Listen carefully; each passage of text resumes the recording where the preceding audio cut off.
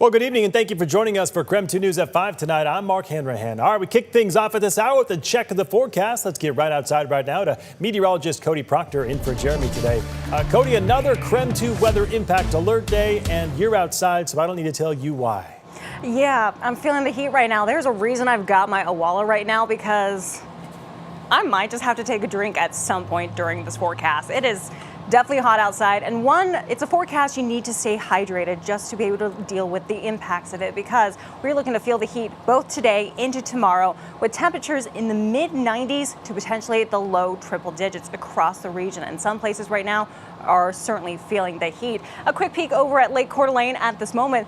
People enjoying the water, a little jealous at the moment, I'll admit to it. But our temperatures right now over at the Spokane airport is 95 degrees. Our winds at 6 miles per hour right now. And we're not seeing much when it comes to moisture. Our relative humidity is only 10% at this time. And take a look at where we're at around the region. Wenatchee in the last hour was at 100 degrees. Looks like it has dropped down a little bit to 99. It's not much of a drop, but it is a slight drop. The rest of our region mostly into those 90s with lots of sunshine. So again, be sure to stay hydrated and also throw on some sunscreen as well. Just be safe when you're outside enjoying the conditions. But we do have this extreme heat warning in effect until 9 p.m. Wednesday. Same with this heat advisory, and you can see it impacts most of eastern and central Washington. We also have a red flag warning in effect for the North Cascades. So not great when we see dry conditions like this, according to our drought monitor. So watching that pretty closely, especially as we head into the evening. Our overnight hours, we're not getting much relief as we head into our early morning hours. Usually we start to get a break. Not so much, looking to only be down into the 60s. And for the next 3 days, we are looking at a high about mid 90s for tomorrow. Eventually, though, we'll start to back off. We just have to get through today and tomorrow. And I'll explain why we're feeling this heat right now coming up in your full forecast. Sounds good, Cody. We'll talk to you then. Thank you very much. The search for the fugitive father continues today. It's been nearly 3 months since the murders, and local and federal investigators have been combing the area. Today, the Chelan County Sheriff's Office said the FBI would be taking the lead on the next step in the case. We've had our agents, our investigators, along with the U.S. Marshals Service and our volunteer search and rescue team that did a thorough grid search around the initial campsite. We had our investigators embedded in with that process. The FBI is now following up behind to expand that out. Authorities did make it clear today there has been no break in the case, and they say they don't have enough information to determine if Travis Decker is dead or alive. If you'd like to watch that full news conference from today on Travis Decker, you can find that over on KREM 2 Plus. KREM 2 Plus is free to download and watch on your TV. A house caught fire this morning on Sherman Street on Spokane's Lower South Hill. The start of the fire is still under investigation. You can see the flames coming from the roof in this video here. The Spokane Fire Department says fire crews rescued a man from inside the house. He was then taken to the hospital in critical condition. The firefighters got that fire under control in about 20 minutes, but that fire damaged the home so badly it can no longer be occupied. Well, new tonight, we have an update on last week's suspicious fires in the downtown area near West Main, West Riverside, and West Spokane Falls Boulevard. Tori Silk appeared in court today for first appearances. The Spokane Police Department shared news of the 45-year-old's arrest on Friday.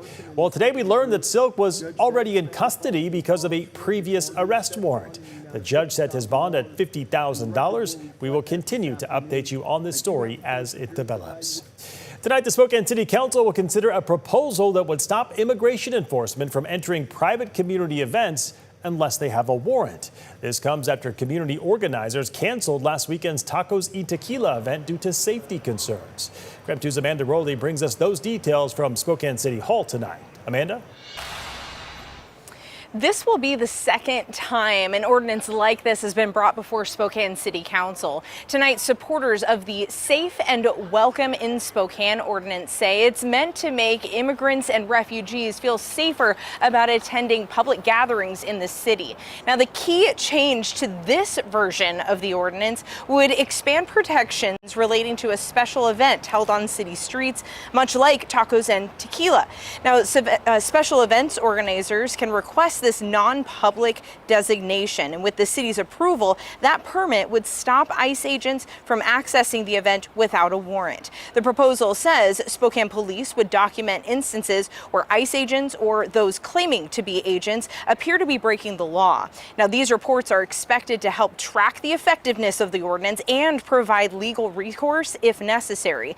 Councilmember Paul Dillon is hopeful that council will approve this version. He says this one clarifies questions that came up in the original version. That's around enforcement and how it would apply to a ticketed event. So both of those pieces were clarified, and this is actually building upon a 2018 ordinance originally where the city of Spokane had taken action on immigration enforcement.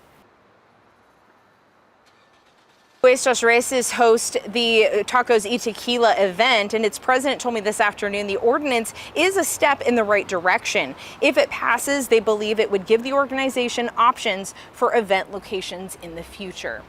Now, Spokane City Council is expected to discuss and potentially vote on this new version of the ordinance at its meeting tonight. That's expected to start here in less than an hour. Reporting in downtown Spokane, Amanda Rowley, KREM 2 News. All right, Amanda, thank you very much. Coming up after the break, a new street project is slowing down drivers in Spokane, but it's not for the reason you might think. You naturally are like, what is this? And slow down.